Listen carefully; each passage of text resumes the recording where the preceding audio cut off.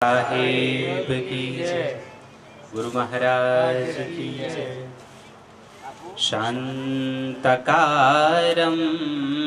शेष सद्गुणयुतं चंद्रावतातं प्रभुं लोकातीतं महोदयं सुखकरं ज्ञानैकगम्यं प्रभुं ध्यानेनाखिल पाप ताप हरणं प्राज्ञे समीपं सदा सदैव करुणाकरं गुरुवरं कबीरमानन्दं कबीर परमानन्दम् अखण्डमण्डलाकारं व्याप्तं येन चराचरम् तत्पदं दर्शितं येन तस्मै श्री गुरुवे नमः। तस्मै श्री गुरुवे नमः। विश्ववंदनीय प्रातस्मरणीय अखिल ब्रह्मांड आदि पिता परम पिता परमात्मा श्री कबीर साहेब ना चरणों में कोटि कोटि वंदन। पूज्य गुरुदेव ना चरणों में कोटि कोटि वंदन। અહીં ઉપસ્થિત આદરણીય महंत साहेबान हमारे परम पूज्य महंत श्री 108 गोकुलदास जी साहेब, एमनी निकट में परम पूज्य महंत श्री 108 जगवंदन दास जी साहेब, एमनी निकट में परम पूज्य महंत श्री 108 संतोष दास जी साहेब, हमारे रामपुर थी परम पूज्य महंत श्री 108 महावीर दास जी साहेब, एमनी निकट में बोरगोटा थी परम पूज्य महंत श्री 108 भगवान दास जी साहेब, बीजा आदरणीय सन्माननीय संत महापुरुषों, भाविक भक्तों, भाईओ बहनों, बाळको सर्व कोईने मारा बंदगी આજનો સુંદર પર્વ અમારે ભાઈ શ્રી કમલેશભાઈ એમના પિતા શ્રી લક્ષ્મણભાઈના આંગણે આ સુંદર મજાનો ઉત્સવ આજનો દિવસ જેમ ચર્ચા થઈ અમારે જગવંદન સાહેબે કીધું એમ અખાત્રીજ અક્ષય તૃતીયા તમને સમજાય છે કઈ આજે મુહૂર્ત વગરના મુહૂર્ત અખાત્રીજ આપણે બધા બેઠેલા ખેડૂતો છીએ ઘણા બધા પહેલાના સમયમાં બળદની પૂજા કરતા હળની પૂજા કરતા આજના દિવસે હવે ખબર નહીં હવે ટ્રેક્ટરની કદાચ પૂજા કરતા હશે કદાચ બાકી તો બધા આપણી મસ્તીમ છીએ અમારે જગવંદન સાહેબ સવારે પૂજા કરી નાખે આપણામાં ઘણા હશે કરતા હશે જાણતો નથી એટલે કહી ન શકું પણ આજનો આ પ્રસંગ અક્ષય તૃતીયા આજના દિવસે જે કાર્ય કરવામાં આવે એનું અક્ષય એનું પુણ્ય છે એ અનંત કાળ સુધી મળતું રહે એવો આજનો દિવસ તમને કદાચ ખબર હશે નહીં હોય શાસ્ત્રોમાં એવું વર્ણવિત છે કે સતયુગ અને ત્રેતા યુગની શરૂઆત આજના દિવસથી થઈ અને દ્વાપર યુગનો અંત આજના દિવસે થયો સતયુગ ત્રેતાની શરૂઆત આજનો દિવસ કેટલો મહત્વનો છે એ આપણે જાણતા નથી આ શાસ્ત્રોમાં આવું વર્ણન છે કે આજના દિવસનો એ મહત્વ છે અક્ષય તૃતીયા અને આજના દિવસે તમારે એમને અંતરથી એવી ઈચ્છા થઈ કે સદગુરુના સાત્વિક યજ્ઞનું આયોજન થાય કે અમારું અનંત જીવન સદગુરુમય બન્યું રહે ગુરુમય બન્યું રહે સાહેબમય બન્યું રહે એવી ઈચ્છાથી આજના દિવસે આ આયોજન સાથે બીજા આપણા સામાજિક પ્રસંગ પણ ખરો એટલે અમારે પહેલા ચર્ચા થઈ એટલે મને સમજાઈ ગયું મેં કીધું આ તો આરતીનો લાભ લેવાનો હશે ને એ જ સમયે આવશે અમારે સમય બધો પહેલેથી નિર્ધારિત એટલે કારણ કે જેને લાભ લેવો હોય ને એ તો સમયે આવી જાય પછી જેને વ્યવહાર જ સાચવવાનો હોય તો વ્યવહારે આવશે ને આવશે તમે જોજો આરતી વિધાન પૂર્ણ થશે ને પછી જ લોકો આવવાની શરૂઆત થશે લોકો આવશે ખૂબ આવશે પણ એ વ્યવહાર સાચવવા આવશે અને મેં ઘણી વાર કીધું છે કે આવો ને આવો આપણો કોઈકની જોડે પણ વ્યવહાર છે જે આપણે ભૂલી બેઠા છીએ ને કોઈકની જોડે નાતો છે આપણે ભજનમાં કહીએ સાહેબ કહે છે गर्भवास में भक्ति कबूला बाहर आके उनको भूला पूरा करो तुम अपना कौल ગર્ભમાં હતા ને, માતાના ગર્ભમાં હતા ને, ત્યાં તમને આપણને બધાને સૌથી વધારે પીડા ત્યાં હતી. જે ત્રિવિધ તાપ કહેવાય ને, ત્રિવિધ તાપની પીડા ગર્ભમાં હતા ત્યાં હતી. કેવી રીતે? તમે કોઈ દિવસ નરકનું વિવરણ સાંભળ્યું છે? ગરુડ પુરાણ ઘણા વાંચે ને, કોઈ શતલોકવાસી થાય તો ગરુડ પુરાણ વંચાવે તો ગરુડ પુરાણ વાંચે ને, એમાં વર્ણન આવે કે નરક કેવું હોય. તો એમાં વર્ણન આવે કે ભાઈ નરક હોય ત્યાં તો કે ઊંધા માથે તમને લટકાવવામાં આવે, નીચે અગ્નિ પ્રજ્વલિત હોય, એમાં ઊંધા માથે તમને લટકાવવામાં આવે, ચારે બાજુ રુધિર હોય, રુધિરની નદીઓ વહેતી, રુધિર એટલે લોહી, લોહીની નદીઓ વહેતી હોય, માંસના ઢગલા પડેલા હોય, હાડકાના ઢગલા પડેલા હોય, અને એવાની અંદર તમને પરવું ને એવાની અંદર એ જીવને બધાને અંદર ફેરવવામાં આવે, એવું કે નરક હોય. હવે કોઈ ડોક્ટર હોય તો એને પૂછજો, આવું નરક તો આપણે બધા ભોગવીને આવીએ જ છીએ. માતાના ગર્ભમાં હોઈએ તો માતાના ગર્ભમાં બાળક ઊંધા માથે લટકાવેલો હોય. બાળક ઊંધા માથે હોય ને, બાળક ઊંધા માથે હોય. ક્યાં હોય? તો જો ગર્ભમાં સૌથી પ્રજ્વળ અગ્નિ છે. આ જે અગ્નિ છે ને, જઠરાગ્નિ જેને કહીએ, જઠરાગ્નિ એ એવી અગ્નિ છે જો બરાબર ભૂખ લાગી હોય એમાં કઈ નાખીએ તો બળીને સ્વાહા. એવી અગ્નિ પર ઊંધા માથે બાળક લટકેલું હોય. લટકેલું હોય ને, ડોક્ટર ને પૂછજો, ઊંધા માથે બાળક હોય, એની ચારે બાજુ શું હોય? તો એની ચારે બાજુ રુધિર હોય, પરવું હોય, હાડકાના ઢગલા, એ જ હોય ને, બીજું શું હોય? હાડકા હોય, ચામડું હોય, બધું એ ચારે બાજુ માંસના લોંદા, એની વચ્ચે બાળક. એ બાળક એની વચ્ચે હોય ને, ત્યાં એ તાપ એ સહન કરતું હોય, ત્યાં એ પરમાત્માને પ્રાર્થના કરે, પ્રભુ આ તાપથી છોડાવો. ત્યાં એને માયાનું આવરણ નથી, ત્યાં એને બધી ખબર છે. એ ગર્ભમાં રહેલા બાળકને બધી ખબર છે. પણ એક છે કે એ બાળક પોતે જમતું નથી. ગર્ભમાં એ બાળક જમતું નથી. ગર્ભમાં એ બાળક શ્વાસ પણ લેતું નથી. લે છે કોણ? લે છે એની માતા લે છે. જમે છે કોણ? એની માતા જમે છે. શ્વાસ કોણ લે છે? એની માતા લે છે. એની માતાથી એ બાળક જોડાયેલું છે. જે કઈ એની માતા કરે છે એ બાળકને એ સંસ્કાર પડે છે. ગર્ભમાં એ સંસ્કાર પડે ને, એ સંસ્કાર એને ગર્ભમાં પડે છે. અને એ બાળક એમ તૈયાર થાય છે, પણ એને આવરણ માયાનું નથી. એ એની માતા કરતા વધારે જાગૃત છે. યાદ રાખજો, ગર્ભમાં રહેલું બાળક એની માતા કરતા વધારે જાગૃત છે. તમને દ્રષ્ટાંત આપું તો મહાભારતનું અભિમન્યુ. અભિમન્યુ એનું સૌથી મોટું દ્રષ્ટાંત છે. અભિમન્યુ ગર્ભમાં છે. કૃષ્ણ છે કોઠા યુદ્ધ શીખવી રહ્યા છે, અને એની માતા સૂઈ જાય છે. અભિમન્યુ ગર્ભમાં રહ્યો બોલે છે કે મામા હું સાંભળું છું, તમે કયો હું તો સાંભળું છું. માતા ભલે સૂઈ ગઈ હોય પણ કે હું આ તમારી સામે જાગૃત દ્રષ્ટાંત છે.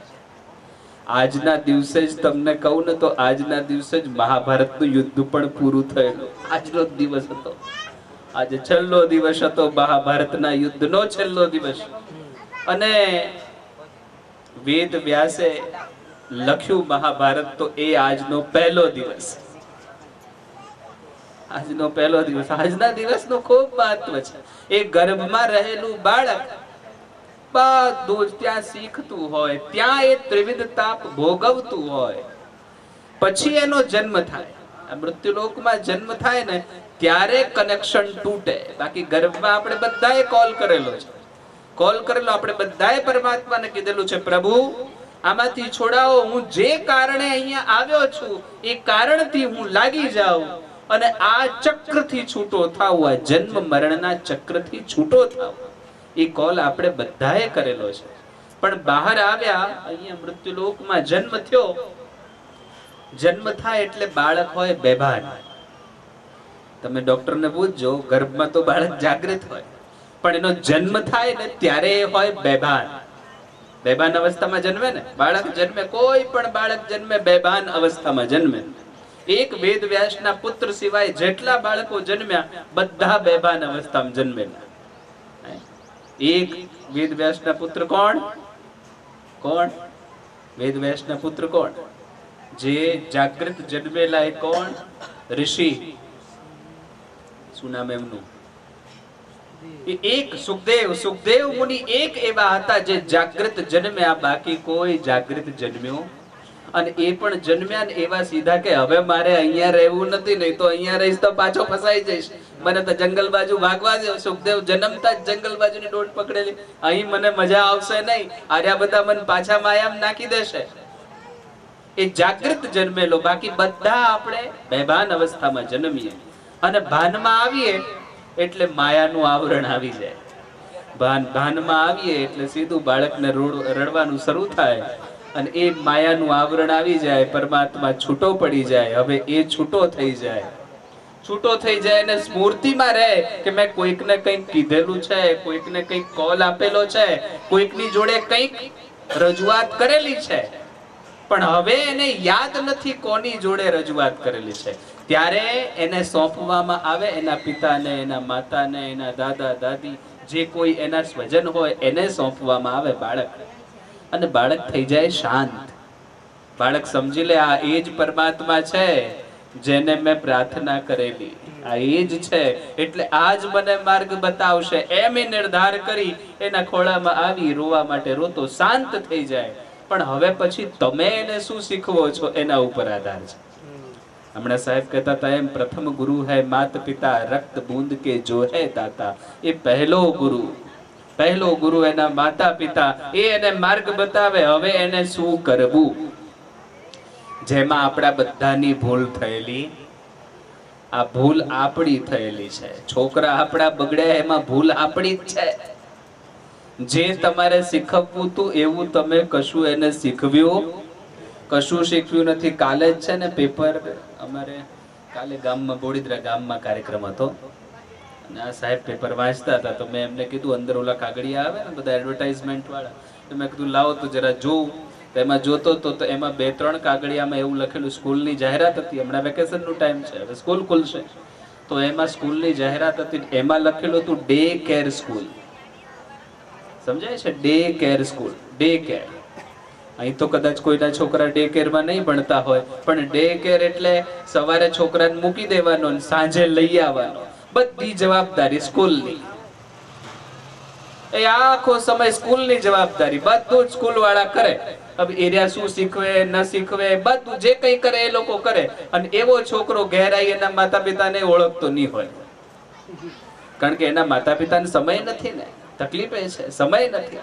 બાકી અહીંયા જેટલા વડીલો બેઠા છે એ એના માતા પિતા પાસે રહીને તૈયાર થયેલા છે, એટલે એ લોકો ભક્તિ માર્ગી છે, એટલે એની અંદર સંસ્કાર છે. બાકી આજનું જનરેશન ધીરે ધીરે ધીરે બધું બદલાવા લાગ્યું છે.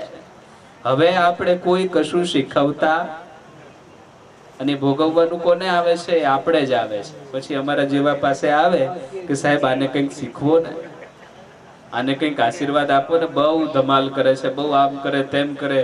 આ માનતો જ નથી, પણ હવે માનવાનો નથી, હવે ભૂલી જાઓ, ગયો તમારો, હવે પૂરું થઈ ગયું, હવે કશો મેળ પડશે નહીં. મેળ પડવાનો હતો ત્યારે તમે પાડ્યો નથી.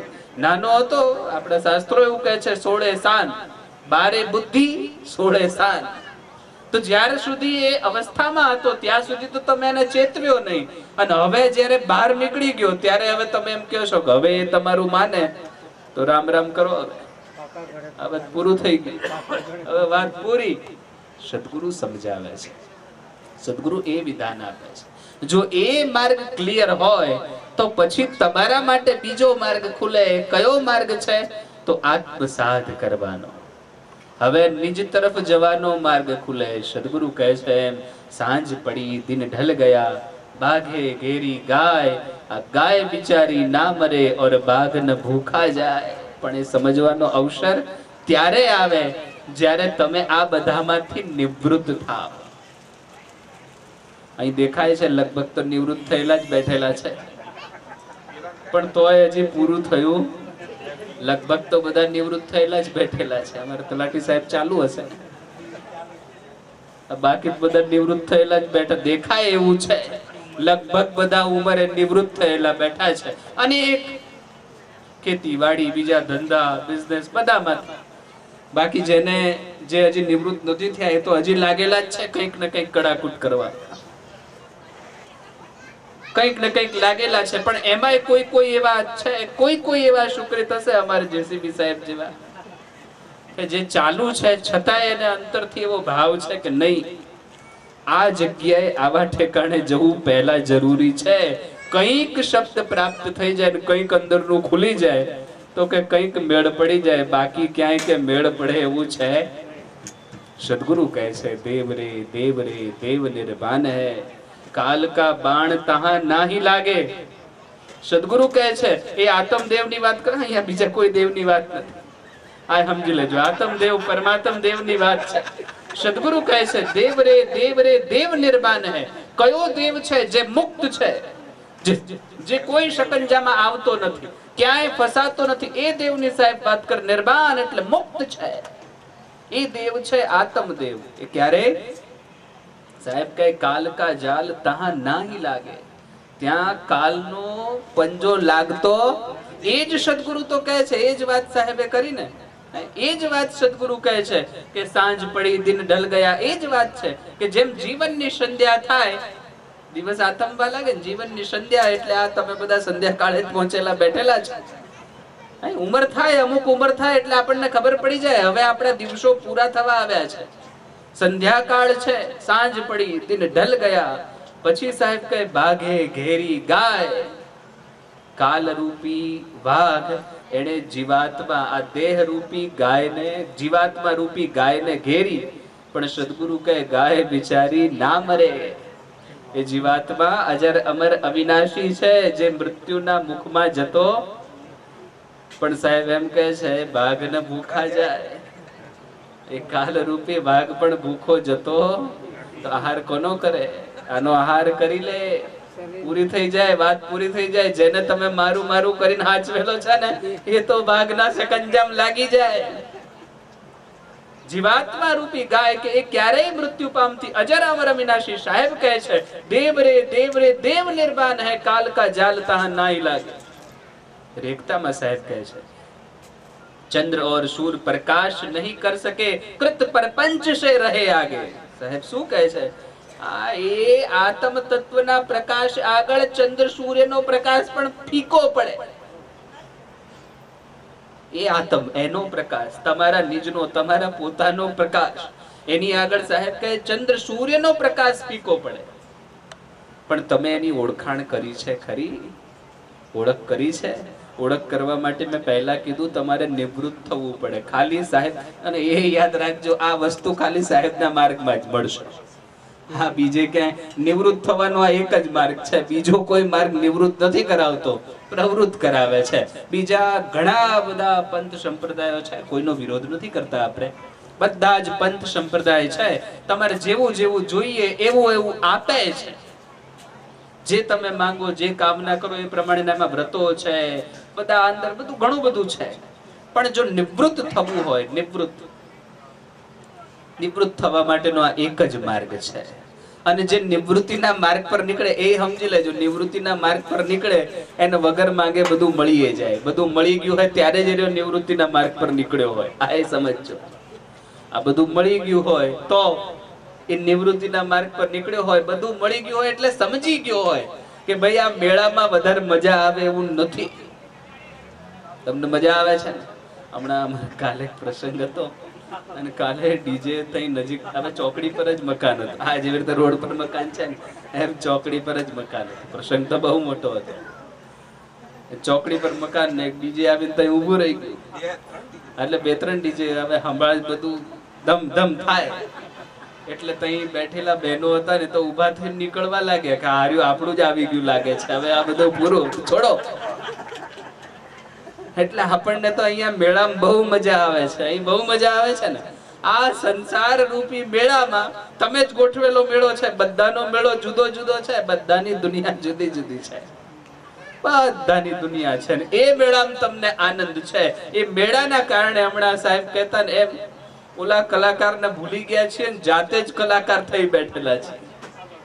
જાતે જ કલાકાર થઈ બેઠેલા છે. આ મેળામાં એવા ફસાયા છીએ કે મેળામાંથી નીકળવાની ઈચ્છા થતી. કોના જેવું આપણું મન છે ખબર છે? કોના જેવું થયું છે? ઓલું બાળક હોય ને, નાનું બાળક, એને મેળામાં લઈ જાવ ને એને પાછા આવવાની ઈચ્છા નહીં થાય. એ તો એમ કે મારે તો અહીંયા જ રહેવું છે, અહીંથી મારે જવું આ ત્યાં જુઓ કેવી કેવી સુંદર મજાની દુકાનો હોય, ચોકલેટની, આઈસ્ક્રીમની, રમકડાની દુકાનો હોય. એને કેટલો આનંદ આવે, ભલે એ કશું ખરીદે નહીં ને છતાં એને જોઈ જોઈને આનંદ આવે. ચકડોળ હોય, ક્યારેક એના બાપાને કે મને ચકડોળમાં બેહાડો ને, ચકડોળમાં બેસે. ક્યારેક કે મને આઈસ્ક્રીમ ખવડાવો ને, આઈસ્ક્રીમ ખાય. ક્યારેક રમકડું કોઈક લઈ આવે, ક્યારેક હિંચકામાં બેસે, ક્યારેક ચકડોળમાં બેસે, ક્યારેક મેળામાં થતી ફૂલઝડીઓ જોવે. આ બધો આનંદ કરે. એને પાછું આવવાની ઈચ્છા થાય, એને ખેહી ખેહીને લાવવો પડે. બસ ભાઈ ચલો હવે ઘેર જવાનો સમય થઈ ગયો.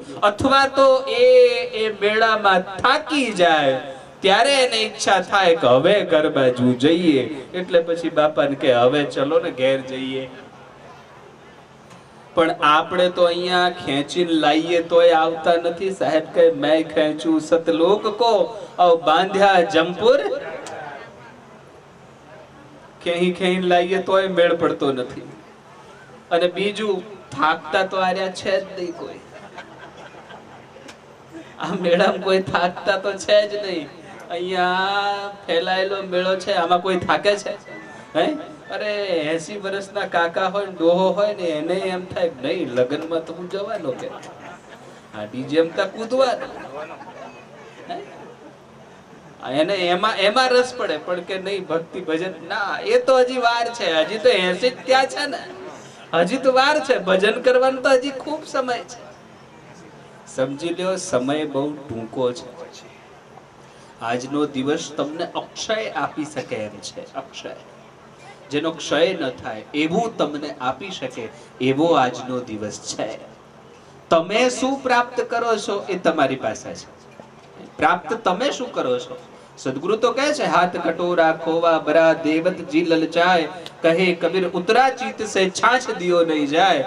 એને તો તમને બધું આપવું છે, કશું બાકી રાખવું. પરમાત્મા આપવાનું જ કામ કરે છે, લેવાનું કામ કરતો.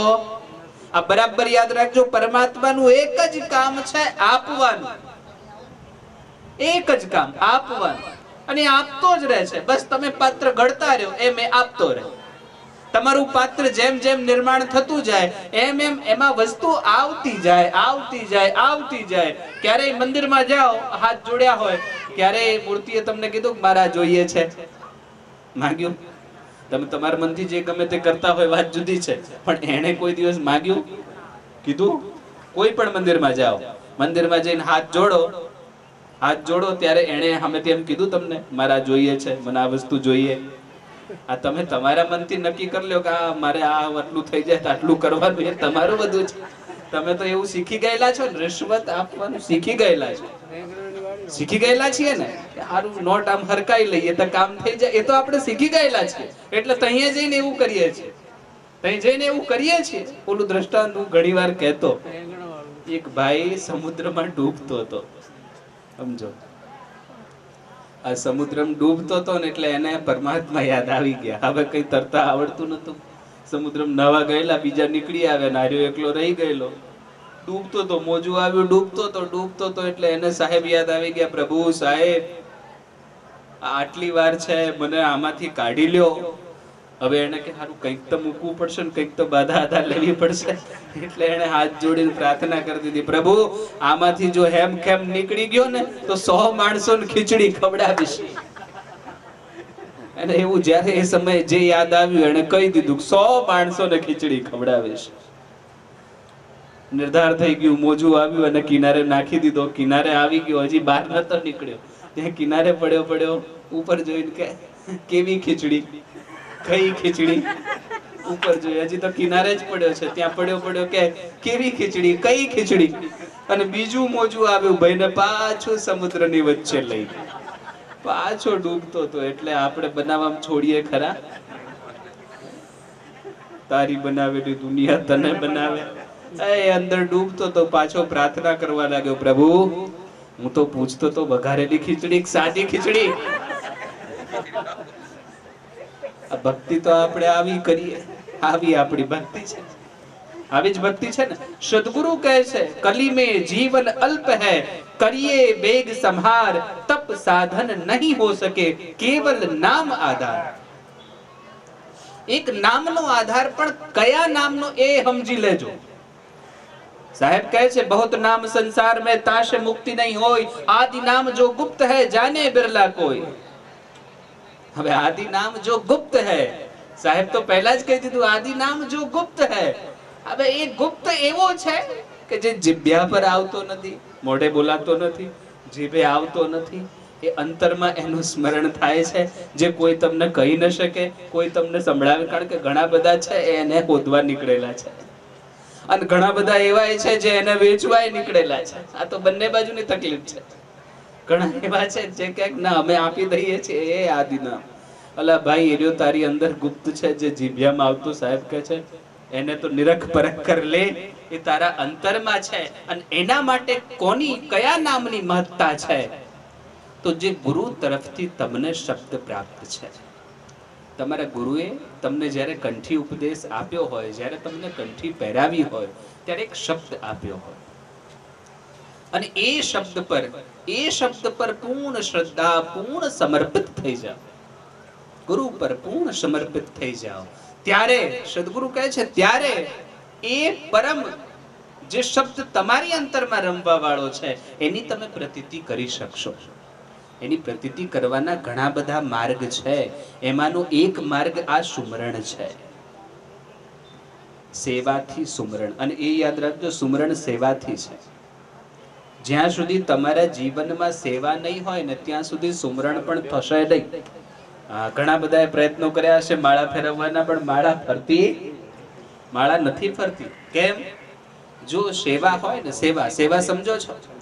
સેવા મદદ કરવી અને સેવા કહીએ છીએ તો છે જ, પણ તમારા ઘરમાં તમારા વડીલ છે, તમારા માતા પિતા છે, તમારો કોઈ વડીલ છે, દાદા દાદી છે, કોઈ પણ છે, અને એને કોઈ પણ પ્રકારની જરૂરિયાત છે, એની જે સેવા છે એ સેવા છે. એ સેવા શરૂઆત ત્યાંથી થાય. શરૂઆત હંમેશા ઘરથી જ થાય. મુક્ત થવા માટે તમારે ઘેર આવવાનું છે, બીજે નથી જવાનું. સમજો, છૂટવા માટે કાશી માથા પછાડશો મેળ નહીં પડે. એના માટે આ ઘરમાં આવવું પડશે, આ ઘરની અંદર ડૂબકી મારવી પડશે તો છૂટાશે, આ ઘરની અંદર જવું પડશે. બહાર આખી દુનિયા ફરશો તોય મેળ પડશે. આ ધર્મદાસજીનો જાગતો દ્રષ્ટાંત છે. એ કહે છે 68 તીર્થ મેં ભ્રમી આયા, દરસ હેતુ દોબારા, સદગુરુ મિલા ને દર્શ તુમારા. એ ધર્મદાસ એ આખું બધું ફરેલો પાકો વૈષ્ણવ હતો. વાણિયો ધર્મદાસ, વાણિયો વૈષ્ણવ પાકો. અને એ સાહેબ ને અરજ કરે, સાહેબ કશું બાકી મેલ્યું નથી મેં. આપડા જેવો નહીં, પાકો હતો. એને બધું ઘર બાર છોડીને નીકળી પડેલો. બધા તીર્થોમાં જાય, ડૂબકીઓ મારે, સ્નાન કરે, એની વિધિવત પૂજન અર્ચન કરે, બધું કરે, બધું કરી આવેલો. બધા 68 તીર્થોમાં સ્નાન કરી આવેલો. તો એ કે સાહેબ મને કઈ પ્રાપ્તિ થઈ નહીં. એ ધર્મદાસ કહે છે. અને એને સદગુરુ ઉપદેશ આપે પછી એને અંતરમાં આત્મસાત. પણ એના માટે જે સેવા, એ સેવા ઘરથી શરૂઆત થાય. ઘર પરિવાર, તમારા માતા પિતા, સ્વજનો જો તમારા બધા છે તો એની સેવા આ પ્રથમ સેવા છે. સેવા નિસ્વાર્થ ભાવની. આ યાદ રાખજો. એવું નહીં કે બાપાએ સોનાની ચેન પહેરેલી છે કે બાપાને 2 દાંત સોનાના છે, સેવા કરીએ તો આપણો મેળ પડી જાય. આ ઘણા તો એવા આશયથી જ સેવા કરતા હોય. એટલે વડીલોને કહું બીજું કઈ મેળ પડે નહીં પડે, એક સોનાનું દાંત રાખો, એક સોનાનું દાંત કઢાવો, તો એ બાને સેવા કરશે. નહીં તો આર્યા કશું કરે એવા નથી. આ બધા તમે, મને ખબર છે આમાં જે બેઠેલા છે ને વડીલો, આર્યા બધા મોટી મોટી પોસ્ટ થી રિટાયર થયેલા બેઠેલા છે. કોઈ શિક્ષક હશે, કોઈ ડોક્ટર હશે, કોઈ એન્જિનિયર, કોઈ પોસ્ટોથી આવેલા છે. અલગ અલગ વિભાગમાં, કોઈ લાઇટ વિભાગમાં હશે, કોઈ ટેલિફોન વિભાગમાં હશે, ક્યાંકથી રિટાયર થયેલા જ બેઠેલા છે. અને એમના દીકરા પૂછો ને તો લગભગના દીકરા એમને જ ફરે છે. લગભગના દીકરા એમને ફરે, કશું કરતા. અને એ જો સેવા કરે એવી જો તમારો આશય હોય તો મેં કીધું એમ તમારે કરવું પડશે. બીજો કોઈ મેળ પડશે નહીં. કેમ? તો જે સંસ્કાર શીખવવાનું હતું એ તો થયું નથી. હવે એ નથી થયું તો બીજું કંઈક તો કરવું પડશે ને. આ કરવું પડશે, આ કરવું પડશે. સેવા. અને સેવા જો નિસ્વાર્થ ભાવની હોય, સમજો, નિસ્વાર્થ ભાવની સેવા હોય તો એ તમારા જીવનમાં સમર્પણને લાવે. નિસ્વાર્થ ભાવની સેવા સમર્પણ જન્માવે, અને સમર્પણ હોય તો જ શબ્દ ચિંતન થાય. બરાબર સમજજો, એમાં સમર્પણની જ જરૂર છે. સમર્પણ હોય તો શબ્દની સાધના થાય, અને એ શબ્દની સાધના, કારણ કે ગુરુના શબ્દમાં વિશ્વાસ બેસવો જોઈએ ને. વિશ્વાસ સમર્પણથી બેસશે. સમર્પણ એ ગુરુ ઉપર વિશ્વાસ થશે, દ્રઢ શ્રદ્ધા સમર્પણથી થશે, ત્યારે એના શબ્દ પર વિશ્વાસ બેસશે, અને ત્યારે એ શબ્દનું ચિંતન તમે કરશો. બાકી અત્યારે તમે શબ્દનું ચિંતન કરવા લાગો, બરાબર લાગ્યા હોય ત્યાં ઘરમાં કંઈક આગુ પાછું થાય, એટલે પછી આજુબાજુના લોકો કહે, ભાઈ આ તમે પહેલા ઓલું કરતા હતા ને, આ બધું બંધ કરી દીધું ને એટલે આ બધું થાય છે. હવે તમે હતા તો ડગુમગુ હતા જ પહેલેથી, અને એમાં કહી દીધું એટલે કે સારું, વાત તો બરાબર છે, આપણે ક્યાંક જવું પડશે, એટલે ક્યાંક જાય દોરો બંધાઈ આવે, ગુરુ પાસે નહીં જાય પાછા. આ બહુ હોશિયાર, આ બહુ હોશિયાર. પછી ક્યાંકથી દોરો બંધાઈ આવે, કોઈ એવા પૂછી આવે, જરા જુઓ ને સાહેબ, દાણા આણા જોવડાઈ આવે, જરા કોઈ ધૂણતો હોય તો એને જઈને પૂછી આવે, જરા જુઓ ને. અને મને તો એમે નહીં સમજાતું, સારું આ માતાજી બધા સારું ચડી બેસે છે ને, હાર્યો તોય જીવતો રહે. અને આજકાલ તો નવું ઉપડ્યું છે, આજકાલ તો માતા હોય પણ ભાઈઓ માતા બનવા લાગેલા છે. નવું ઉપડ્યું છે, તો ભાઈ ને માતા આવી જાય તો પછી નવું જોવાનું થયું મારે. ભાઈઓ ને માતા ચડી જાય છે. અને સમજો તો ખરા, જેને તમે આદિશક્તિ કહો, જેને તમે જગત જનની કહો, એ કોઈના ઉપર ચડી જાય. જો હું તમને દ્રષ્ટાંત આપું, રામાયણનું દ્રષ્ટાંત. હનુમાનજી જે હતા ને, હનુમાનજી પાસેથી એક સંત, એક ઋષિએ, જે રાવણના ચઢાવવામાં આવી, રાવણ થોડુંક અભિમાનવશ એક ઋષિ, અને એને મોકલી આપ્યા હનુમાનજી પાસેથી કે એ હનુમાન છે ને, એની પાસે તમે જે માગો એ આપી દે છે. હનુમાન જ્યારે બાળ સ્વરૂપમાં હતા ત્યારની વાત. અને ઋષિ હનુમાનજી પાસે આવીને કહે છે કે આપની જે ઉર્જા છે, જે શક્તિ આપની પાસે છે, જે આપને બધી મળેલી છે, એ શક્તિ મને આપી દો બધી. કે હનુમાનજી કહે છે બધી શક્તિ આપી દો? કે હા બધી આપી દો. અને બધી શક્તિ એને શક્તિ આપી છે, જે બધું તો આપ્યું નથી. એની બધી શક્તિમાં 50% શક્તિ જ્યારે એને આપવામાં આવી તો એનાથી એનો ભાર સહન નતો થતો. એ ઋષિ એ શક્તિનો ભાર સહન ન કરી શક્યો, અને એને પ્રાર્થના કરી, પ્રભુ આ પાછું લઈ લ્યો, આ મારે કામનું નથી, આ રહેશે તો મારું આ શરીર બધું ફાટી જશે ને જીવાશે નહીં. અને એ પાછું એને સમર્પિત કરી દીધું. આ બીજું દ્રષ્ટાંત. હનુમાનજી સાથે વાલીનું યુદ્ધ થયું. વાલીને ઓળખો છો ને? વાલીને એવું વરદાન હતું કે એની સામે જે આવે એની અડધી શક્તિ એની થઈ જાય. વાલીને આવું વરદાન હતું. એની સામે જે લડવા આવે ને યુદ્ધમાં, એની પોતાની તો પોતાની રહે જ, વાલી પોતે બલશાલી હતો, પણ એની સામે જે લડવા આવે એની પણ અડધી શક્તિ એની થઈ જાય. હવે હનુમાનજી જે હતા એને હનુમાનજીને એના પછી શ્રાપ મળેલો, એક શ્રાપ મળેલો. એ શ્રાપના કારણે હનુમાનજીને ખાલી પોતાની 10% શક્તિઓનું જ જ્ઞાન હતું, 90% શક્તિઓ ભૂલી ગયેલા હતા. શ્રાપ એવો મળેલો કે જ્યાં સુધી કોઈ યાદ નહીં કરાવે ત્યાં સુધી કે તમને આ શક્તિ યાદ આવશે. અને એ યાદ કોણ કરાવે? તો જામવંત યાદ કરાવે છે. જ્યારે સીતાજીની શોધ કરવા જવાનું હોય છે ને, ત્યારે જામવંત યાદ કરાવે છે. રામાયણ કદાચ તમે સાંભળી હોય તો. ત્યારે જામવંત યાદ, એ હનુમાનજીને 10% જ શક્તિ એની પાસે છે, અને એની સામે બાલી લડવા આવેલો ને, તો બાલીથી લડાતું નતું. બાલી જાતે ગબડી પડતો હતો.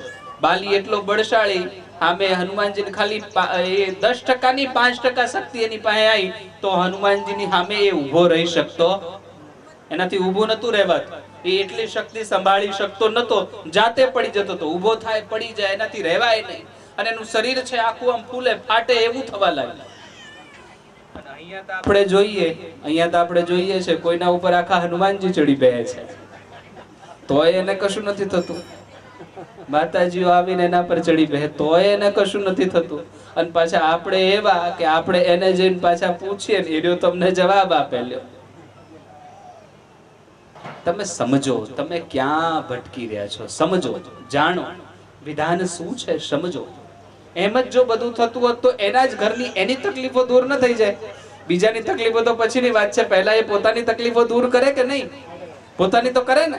પોતાની તકલીફો દૂર થઈ જાય, એનું જૂનું મકાન ઝૂંપડી વાળું હોય એનું સારું થઈ જાય, તાજુ માજુ થઈ જાય, ઘરમાં કોઈને કઈ તકલીફ હોય એ દૂર કરી નાખે, ન કરી નાખે, એના ઘરવાળા જ ન જઈને પૂછે.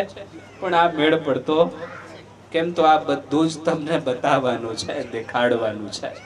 બાકી જો તમે ઈચ્છતા હોય તો સદગુરુ કહે છે, સાધો એસા ધુંધ અંધિયારા, યા ઘટ ભીતર ચંદા સૂરજ યાહી મેં નવલખ તારા.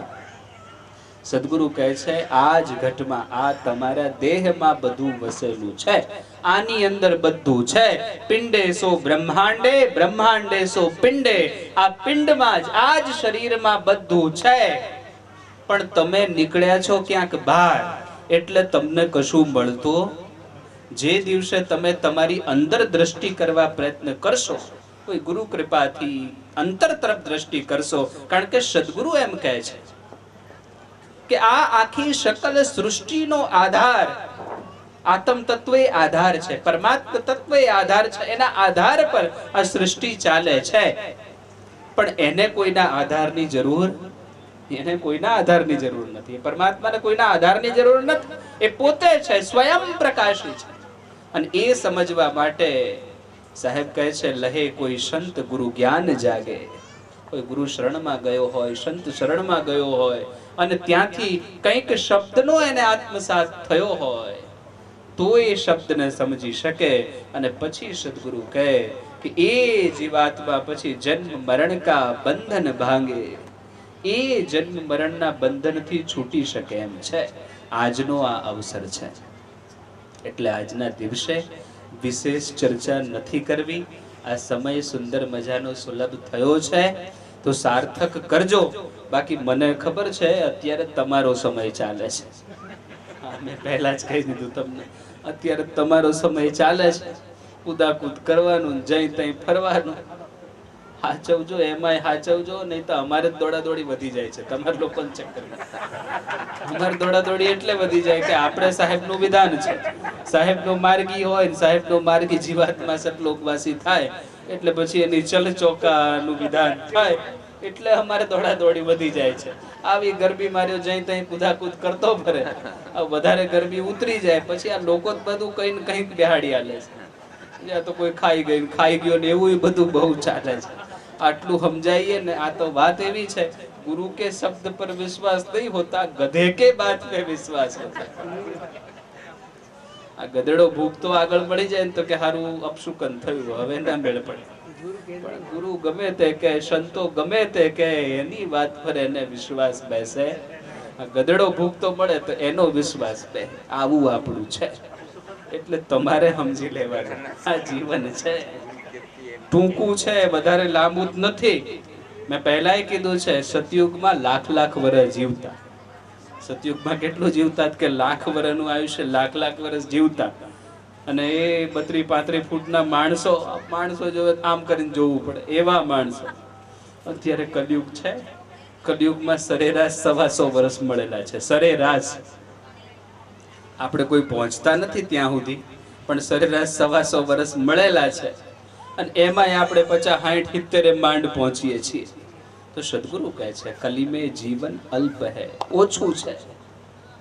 એમાં આપણાથી તપ સાધન નહીં થાય. અત્યારે તો નામ લેવાશે, નામના ભરોસે આ નાવને પાર કરજો. થઈ શકે એવી સેવા સંતો ગુરુજનોની, તમારા માતા પિતાની સેવા કરજો.